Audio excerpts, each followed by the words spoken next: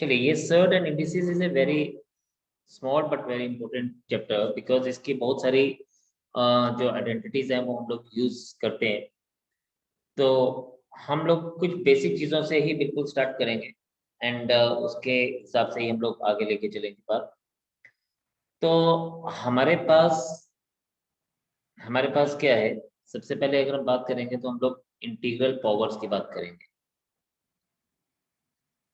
आप सबने ये integral powers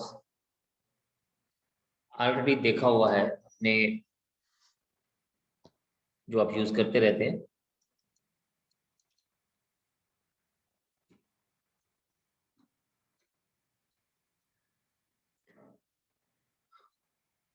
For example, 2 raised to power 3 is 8, 2 raised to power 7 is 128, 2 raised to power 9 is 512.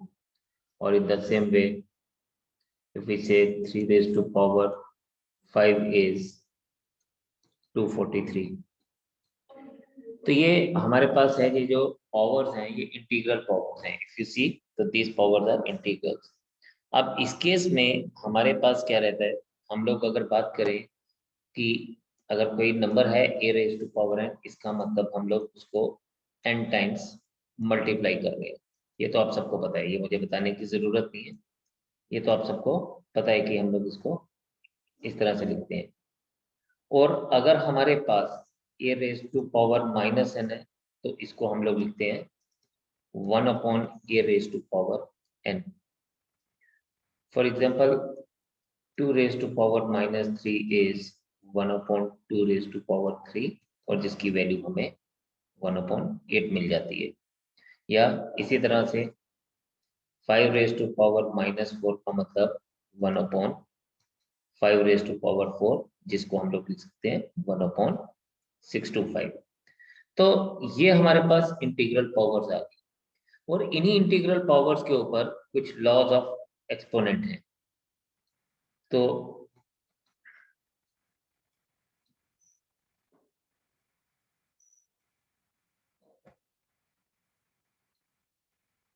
एक second,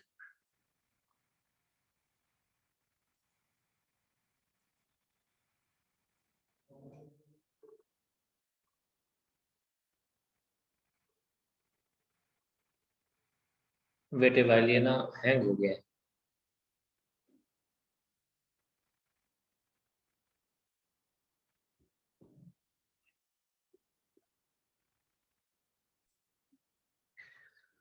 तो हमारे पास कुछ लॉज ऑफ एक्सपोनेंट्स हैं जो हमारे लिए बहुत काम की चीजें, और इसको हम लोग बहुत ज्यादा यूज करते हैं।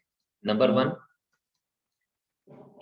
A raise to power m into a raise to power n is equals to a raise to power m plus n।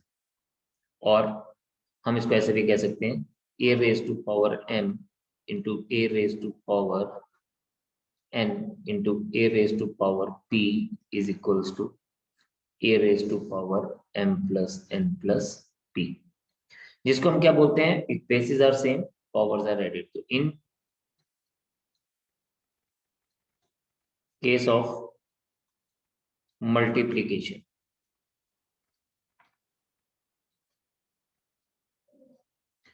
bases are same,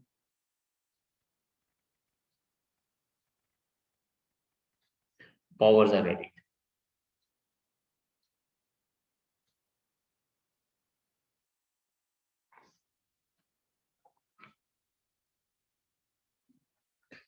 Then number 2 is a raised to power m upon a raised to power n is a raised to power m minus n।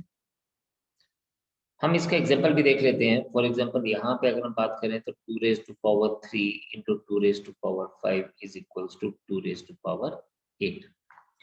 और इसी तरह से अगर हम लोग यहाँ पे बात करें तो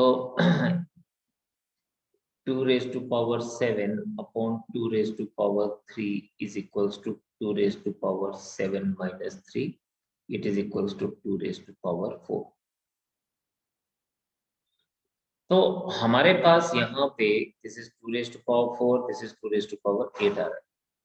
तो हम इसको कहते हैं कि इन केस ऑफ डिवीजन, ऊपर बात हो रही थी मल्टीप्लिकेशन की, यहाँ बात होगी in case of division if bases are same,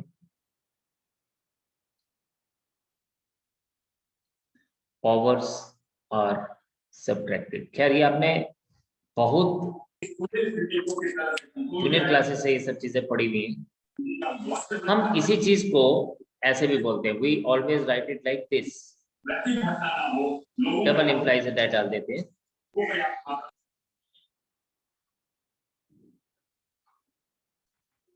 double implies that का मतलब ये है कि हम इसको रिवर्स में भी बात कर सकते हैं, ठीक है। फॉर एग्जाम्पल अगर आप यहाँ पे देखें तो अगर तो हमारे पास ये गिवन है a raise to power m into a raise to power n, इसको हम लोग a raise to power m plus n दे सकते हैं। एंड सिमिलरली अगर ये गिवन है हमारे पास, तो हम इसको इसके साथ हम इसको वापस रिवर्स में भी इसकी बात कर सकते हैं। Same is the case here, अगर हमारे पास a raise to power m upon a raise to power n है, तो इसको हम लोग a raise to power m minus n लिख सकते हैं। बट अगर हमारे पास a raise to power m minus n है, तो हम इसको रिवर्स में भी बात कर सकते हैं। तो इसलिए हमने इसको डबल इंप्लाइज दैट डाला, राइट। तो इसको हम कन्वर्स में भी कहेंगे कि it is always, it could be considered like this. Now another important is, आप इसको नोट करें फिर मैं इसके आगे बात करता हूँ। हो गया नोट। देन हम लोग नेक्स्ट अगर बात करें, we are having another law that is, this is something like a raised to power m raised to power n is always equals to a raised to power mn। और हम इसको ऐसे भी कह सकते हैं a raised to power n whole raised to power m is also equals to a raised to power mn, or we can break it like this also, like we can write it as a raised to power m whole raised to power n is equals to a raised to power mn is equals to a raised to power n whole raised to power n। So we can write this thing in any of the way। एक छोटा सा example हम लोग देख लेते हैं, ठीक है। For example if you see 5 raised to power 4 raised to power 3 is equals to 5 raised to power 12। लेकिन ये जो 12 है हम इसको किसी भी शेप में चेंज कर सकते हैं। हम इसको ऐसे भी लिख सकते हैं 5 raised to power 3 raised to power 4। हम इसी 5 raised to power 12 को ब्रेक डाउन कर सकते हैं, जितने फैक्टर्स में ये ब्रेक डाउन हो सकता है। 5 raised to power 6 raised to power 2 भी लिख सकते हैं। हम इसको 5 raised to power 2 raised to power 6 भी लिख सकते हैं, because if you see 12 is 4 into 3 or 12 is 6 into 2 or 3 into 4 or 2 into 6। तो हम इसको किसी भी शेप में लिख सकते हैं। तो जिसमें तरह से ये जो 12 को हम ब्रेक करेंगे, हम उतनी ही तरीकों से इसको नोट करके लिख सकते हैं। So this is something very important to see. Now another rule is, हमारे पास फोर्थ लॉ क्या है। फोर्थ लॉ ये है कि अगर मेरे पास a raise to power n is to b raise to power n है, मतलब मल्टीप्लिकेशन में है, तो हम इसकी कॉमन पावर ले सकते हैं, यानी a b raise to power n। For example again हम लोग अगर ऐसे बात करें 3 raise to power 4 into 5 raise to power 4 can be written as 3 into 5 raise to power 4, और eventually this thing can be written as 15 raised to power 4। So this is another law जिसको आप लेके बात कर सकते हैं। इसको आप देखेंगे तो ये लॉज जो हैं ये बहुत इंपॉर्टेंट है, इसी के ऊपर हमारी सारी की सारी क्वेश्चंस बेस्ड रहेंगे। The next is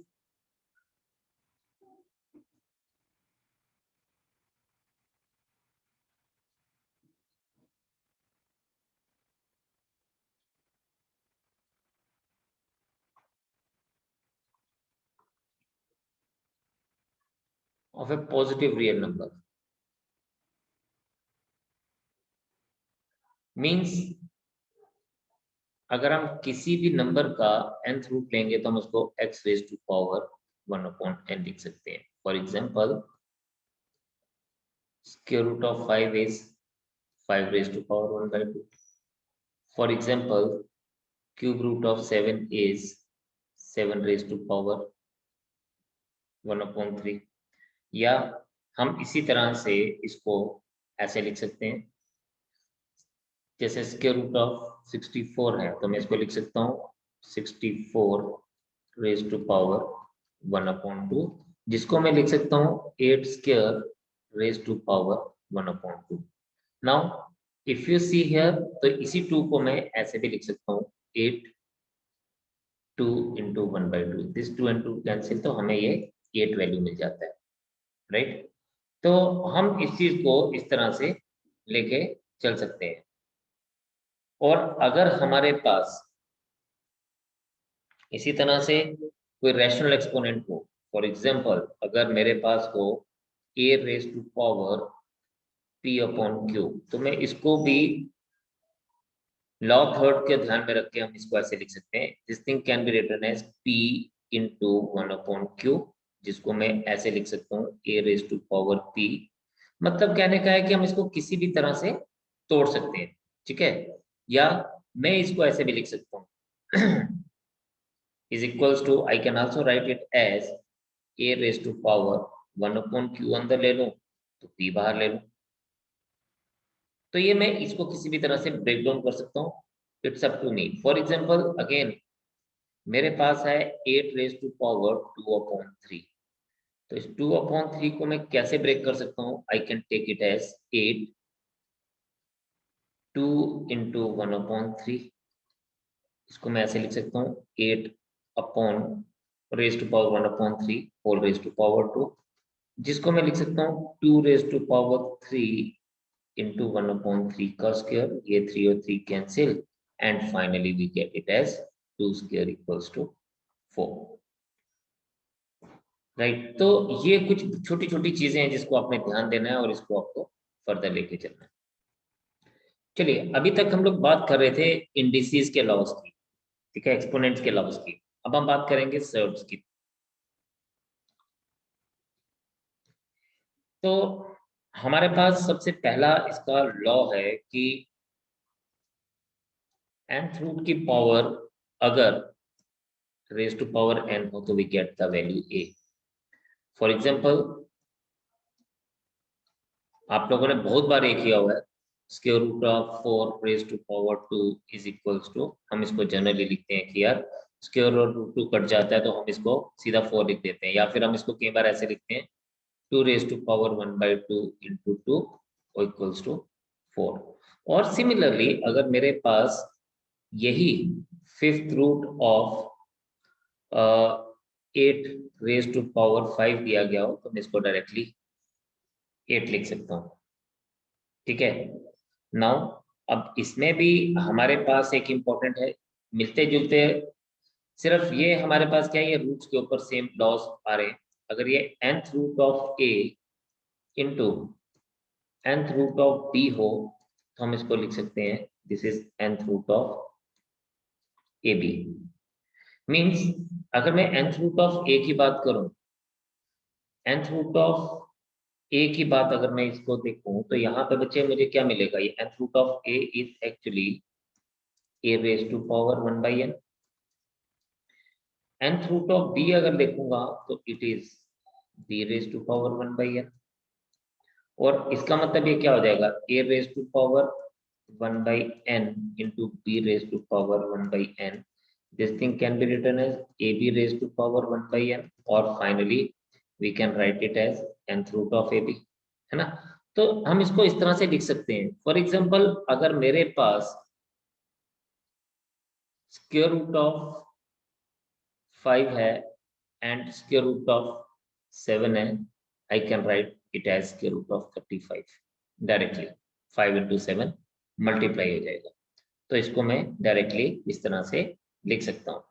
similarly another rule is कि बच्चे अगर यही चीज मेरे पास डिवीजन में हो, nth root of a upon nth root of b, तो I can write it as nth root of a upon b. I can write it like this. For example, again, अगर मेरे पास third root of 5 upon third root of 11 हो, I can straightway write it as 5 upon 11 का third root. तो इस चीज को हम लोग डायरेक्टली इस तरह से लिख सकते हैं. ठीक है. Then we are having another rule 4. अगर मेरे पास ये ऐसे दिया गया हो, root of m into root of n, इसको मैं क्या लिख सकता हूँ? इसको मैं ऐसे लिख सकता हूँ, this thing can be written as mth root of a. Yes. और मैं इसको ऐसे भी लिख सकता हूँ, nth रूट को बाहर लिख दूं और mth रूट को अंदर लिख दूं. फॉर एग्जाम्पल, अगर मुझे बच्चे ऐसे लिखा गया third root of second root of let's say 4096, तो मैं इसको ना ऐसे भी लिख सकता हूँ कि सिक्स्थ रूट ऑफ 4096, या फिर मैं ऐसे भी लिख सकता हूँ स्क्वायर रूट ऑफ 4096. तो ये कुछ चीजें हैं जो आपको हमेशा ध्यान देनी है. ठीक है जी. काइंडली यहां तक नोट करिए, फिर मैं फर्दर एक और उसके ऊपर बात करता हूँ. देखें, हम इसको ऐसे लिख सकते हैं. आप इसको देखें, root of m into root of n whole raise to the power to a. तो हम इसको ऐसे लिख सकते हैं, अंदर वाले को अगर हम देखें तो हम इसको ऐसे लिख सकते हैं, root of m a raised to power 1 upon n, and this thing can be written as हम इसी को ऐसे लिख सकते हैं, a raised to power 1 upon n whole raised to power 1 upon n, और इसी को हम लोग लिख सकते हैं a raised to power 1 upon mn. और इसी mn को हम स्प्लिट करेंगे या इसको लिखेंगे तो we can also write it as mnth root of a, जो कि हम लोगों ने यहां पे देखा. राइट. अगर हम इसी को स्प्लिट कर दें, again a raise to power 1 upon mn है, तो इसको अगर मैं ऐसे लिख दूं, a raise to power 1 upon m whole raise to power 1 upon n, तो this thing is written as a raise to power 1 upon m का nth रूट. और इसी चीज को मैं दोबारा से लिखूंगा तो this will be written as, हाँ, इसमें nth बार आ गया और फिर हम इसको m वाले को अंदर लिखेंगे तो the same thing will be written like this. तो हमने इसको इसमें कन्वर्ट कर दिया. तो कहने का मतलब है कि हम इसको किसी भी तरह से इंटरचेंज कर सकते हैं. तो फॉर एग्जांपल, अगेन अगेन मेरे पास अगर एक इस तरह से दिया गया है कि third root of fifth root of 7, तो मैं इसको ऐसे लिख सकता हूँ 7 का इन दोनों का product 15th root of 7. Although that value will be very very small, but yes we can find it like this. तो हम इसको ऐसे लिख सकते हैं, या फिर मैं 5 को बाहर लिख दूं और 3 को अंदर लिख दूं, तो that doesn't make any difference, वो हमेशा सेम ही रहेगा. तो जैसे जैसे हम क्वेश्चन आगे करेंगे तो आपको चीजें और क्लियर होती जाएंगी.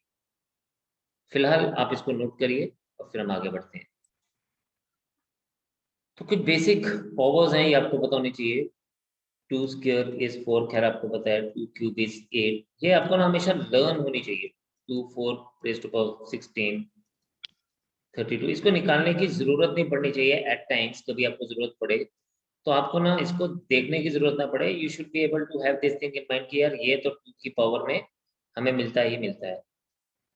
2 raised to power 9 is 512, 2 raised to power 10 is 1024, 11 is 2048 and 12 तक तो इसको आप याद रख लीजिए। सिमिलरली 3 के लिए 3 square is 9, 3 raised to power 3 is 27, 3 raised to power 4 is 81,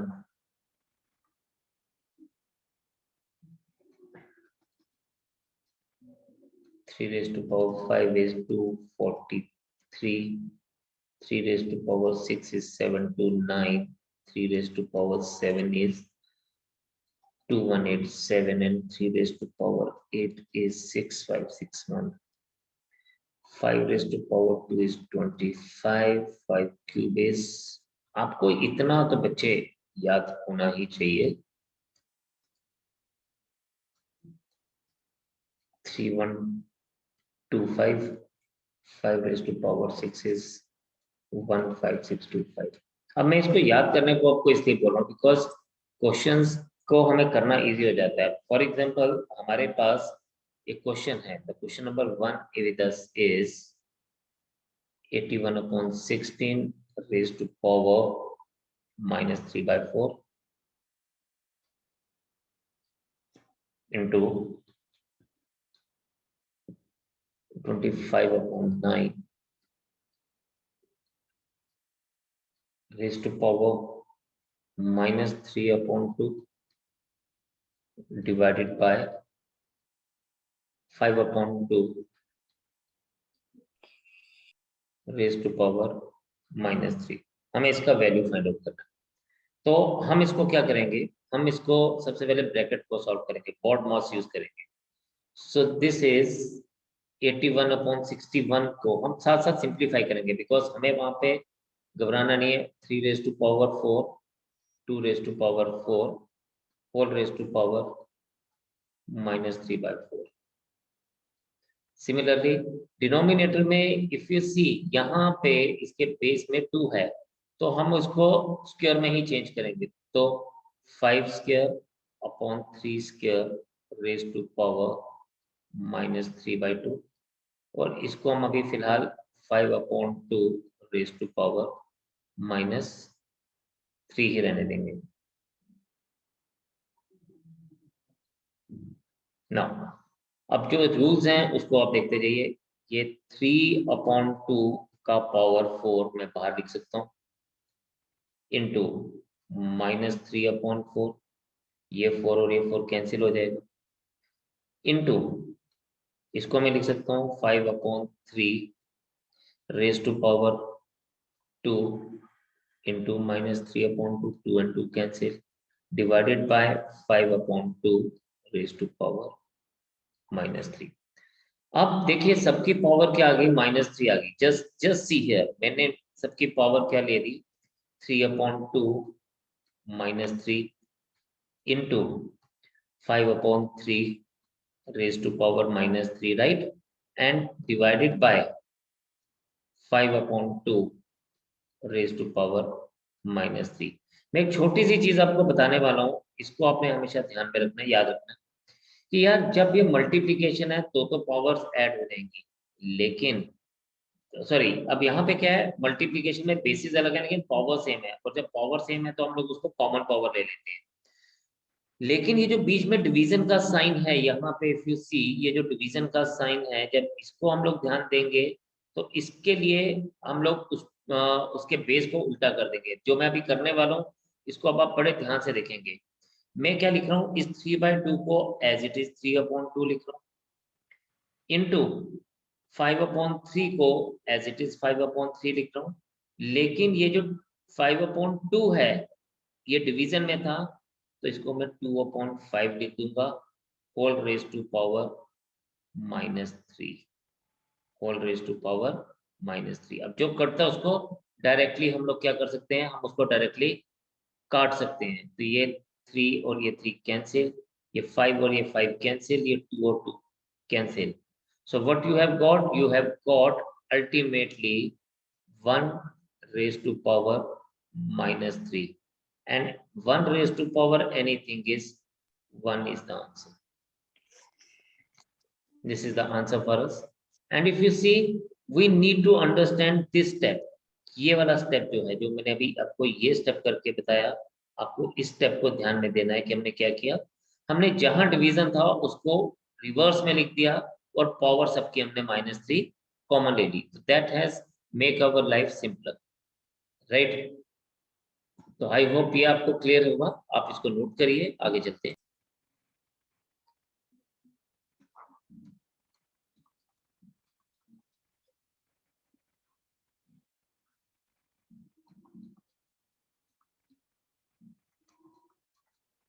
question number 1 हमारे पास दिया गया है √8 raised to power 1/3।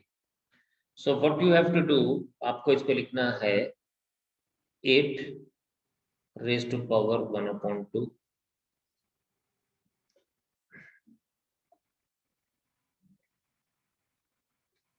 raised to power 1/3, और इसको आप लिखेंगे 8 raised to power, ये 1/2 और 1/3 को हम लोग मल्टीप्लाई कर देंगे, ये बन जाएगा 8 raised to power 1/6।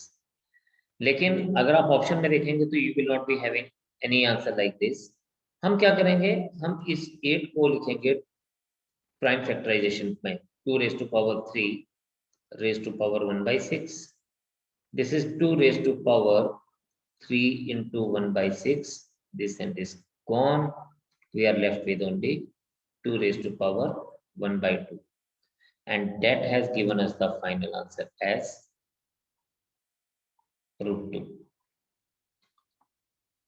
तो बेसिक सिमिलरली मैंने जो आपको अभी पावर्स दिखाई, जैसे हमारे पास दिया गया नेक्स्ट पार्ट इज 243/32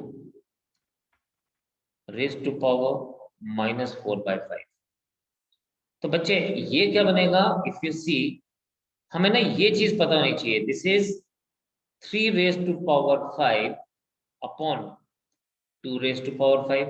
तो जो हमने पीछे पावर्स दिखी उसका फायदा हमें ये मिला, raised to power -4/5। एंड इसको मैं क्या लिख सकता हूँ, I can write this thing as, आप सबको पता है अभी हमने सीखा कि इसकी हम पावर को कॉमन ले सकते हैं, 5 into -4/5। ये 5 और ये 5 cancel, we are left with 3/2 raised to power -4। लेकिन नेगेटिव कभी हम लोग रखते नहीं है, so this becomes what, this becomes 2/3 raised to power 4, that is equals to 16/81 as the answer. So this is how we have to approach towards the question. अब main हमारा important जो पार्ट रहता है वो ये रहता है कि हमें कोशिश करनी है कि जो बेस है वो उसको हमने प्राइम फैक्टराइजेशन में करना है। एक और एग्जांपल, जैसे हमारे पास नेक्स्ट क्वेश्चन है 16 into 8 raised to power n plus 2 is equals to 2 raised to power m. So we need to find out m is equal to how much in terms of n. हमें m की value निकालनी है in terms of n। क्या करेंगे, we will be considering this, हम इसको और इसको 2 की पावर्स में कन्वर्ट कर देंगे। कैसे, this thing will be written as 2 raised to power 4 plus 2 raised to power 3 whole raised to power n plus 2 equals to 2 raised to power n। ताकि हम लोग, सॉरी ये बीच में मल्टीप्लीकेशन है, प्लस नहीं है, ये बन जाएगा 2 raised to power 4 into 2 raised to power 3n plus 6 is equals to 2 raised to power n। If bases are same, powers are added, तो लेफ्ट साइड पे हम इसको क्या लिखेंगे, 2 raised to power 3n plus 6 plus 4 is equals to 2 raised to power n, and this has given us 2 raised to power 3n plus 10 is equals to 2 raised to power m, and इसने बोला था find the value of m in terms of n, तो हम इसको लिख सकते हैं m is equals to 3n plus 10. So this is the answer for us. तो इस तरह से हम लोग इन क्वेश्चंस को अप्रोच करेंगे and we will be able to get the answer. Fourth बेटा जी आप करेंगे. फिफ्थ में एक बार आपको बताता हूँ कि फिफ्थ कैसे आएगा. इफ यू सी फिफ्थ हमारे पास दिया गया है 5 raise to power x plus 3 equals to 25 raise to power 3x minus 4. ये क्वेश्चन हमारे पास given, right.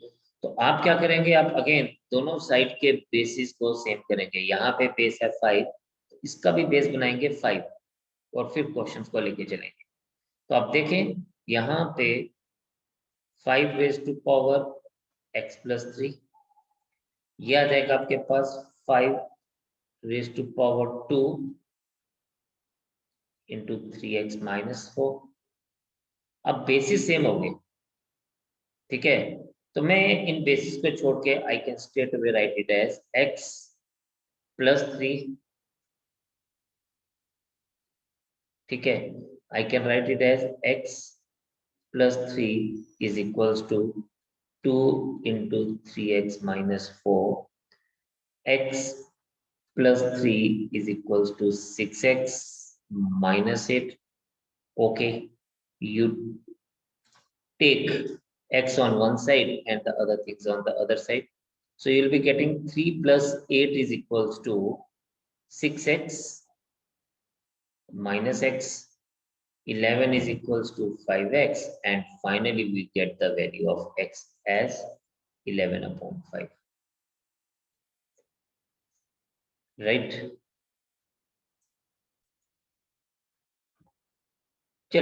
So let us move to the next question. The next question with us is 2 raised to power 2x minus 1 is equals to 1 upon 8 raised to power x minus 3. Again main हमारा motive क्या है कि हम लोग दोनों के basis को same बनाएंगे. और मैंने आपको अभी बताया कि बेस हम लोग जनरली क्या लेते हैं, प्राइम फैक्टराइज को. तो ये 2x माइनस 1 आएगा.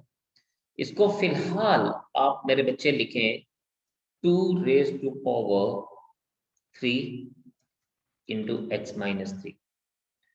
अभी क्या है, ये न्यूमिनेटर में है 2 और राइट हैंड साइड पे डिनोमिनेटर में है.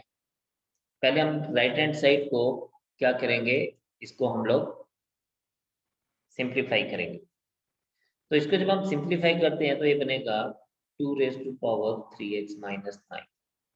Now take it in the numerator like this, x minus 1 is equals to 2 raised to power minus of 3x minus 9, जिसको आप क्या लिख सकते हैं, जिसको आप लिख सकते हैं 2 raised to power x minus 1, 2 raised to power minus 3x plus 9. This implies that 2 raised to power x minus 1 को हम लिख सकते हैं x minus 1 is equals to, अब बेसिस को आप छोड़ सकते हैं 3x plus 9. आपको क्या करना है, you just have to x plus 3x is equals to 1 plus 9.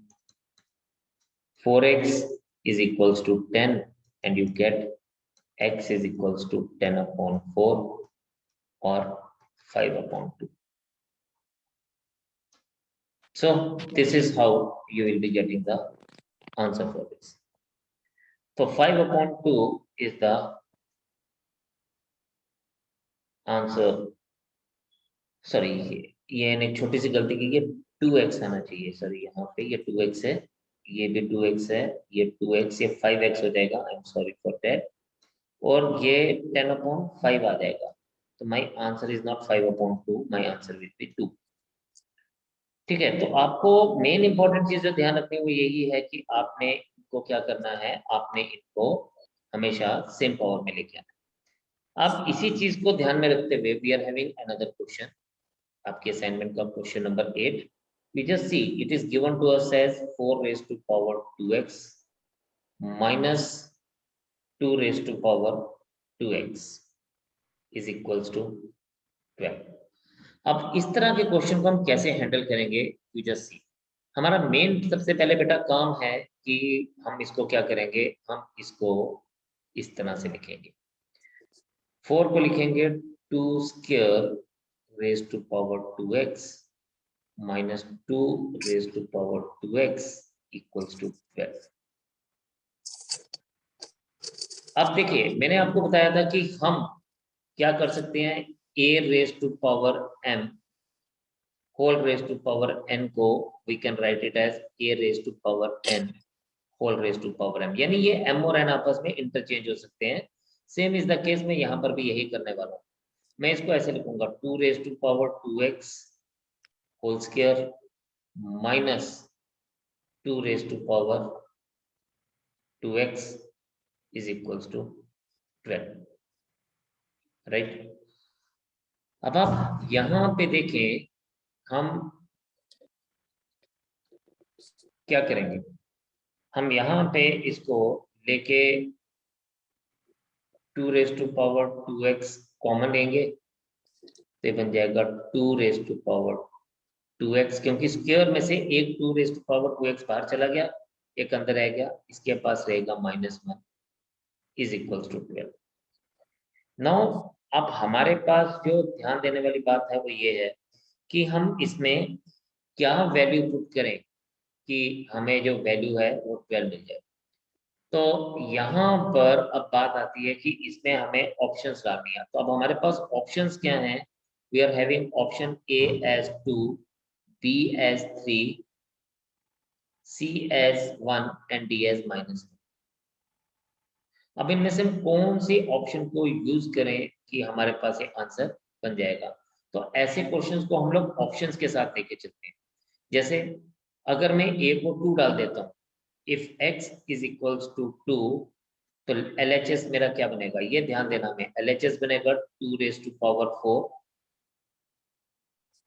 into 2 raised to power 4 -1, ये बन जाएगा 16 into 15 which is 240 not required। अगर 2 डालने से ये वैल्यू इतनी बड़ी बन गई तो 3 डालने से 4 बड़ी बन जाएगी, इसलिए हम 3 को भी नहीं लेंगे, 3 को भी फिलहाल छोड़ेंगे। अब हम x इज इक्वल्स टू 1 लेके चलते हैं। जब हम x इक्वल्स टू 1 लेंगे तो बनेगा 2 raised to power 2, 2 raised to power 2 -1, this is 4 into 3 equals to 12 equals to RHS आ जाएगा। तो RHS के बराबर आया, so my answer is considered to be x equals to 1। अब क्या होता है, कई बार हम लोगों को क्वेश्चंस जो है वो जरूरी नहीं है कि हमें पूरा सॉल्व ही करना पड़े, हमें ऑप्शंस के भी कई बार क्वेश्चन करना पड़ता है, and this is one of the example for that.